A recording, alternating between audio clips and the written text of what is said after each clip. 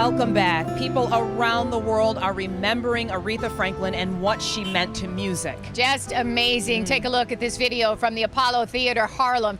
The theater taking time today to honor the legendary singer and paying her some respect, and really is coming in from around the globe. It really is. We're back out here live at Aretha's church, her home church, her father's church, New Bethel Baptist Church.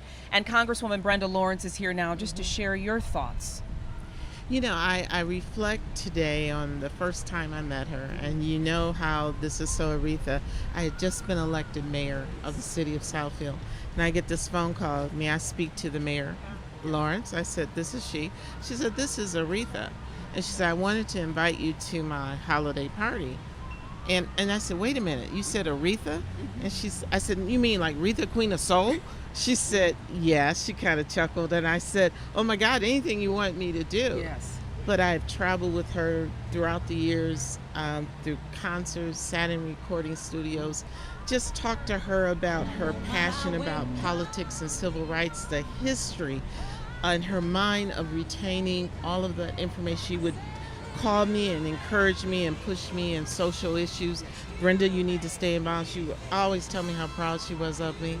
I would be able to sit in the audience and watch and hear her amazing voice, but her love of family and to watch her four sons meant more to her than anything in the world, right? And foremost. And those grandbabies. Yes. Oh, yes. Oh, the grandbabies, who are beautiful. Yes. Talk to people about this, though. A lot of people don't know how down to earth she really is. I mean, when you say she calls you on the phone, people don't think of the Queen of Soul as someone you can chat with almost like a girlfriend. I mean, she was just that way. And she had an amazing sense of humor. You know, like I remember walking in with her to the Kennedy Center, and her zipper wasn't quite right, and I go, okay, girlfriend, move over, and she just kind of stopped and fixed. She said, that's right, get me right, you know. Get me right before I go in here. But she loved to cook, and we would talk. She loved those big dinners. Soul food, right?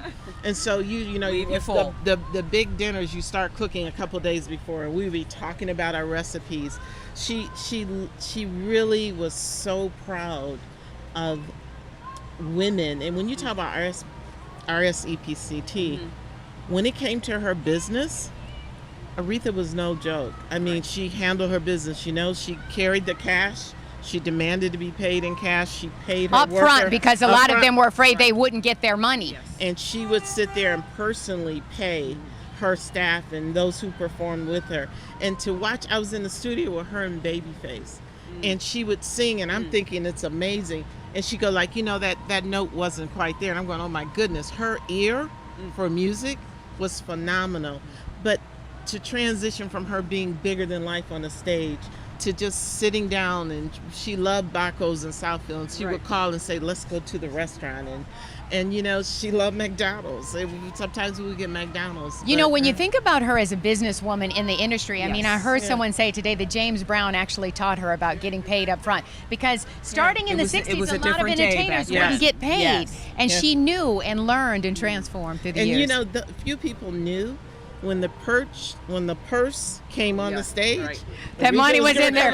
Aretha was getting ready to come on, because that purse was always in her sight. And it was so great to hear you say her being family and being real first. I've had the great fortune of interviewing her many times, and her first words were, how are you? How's your mother?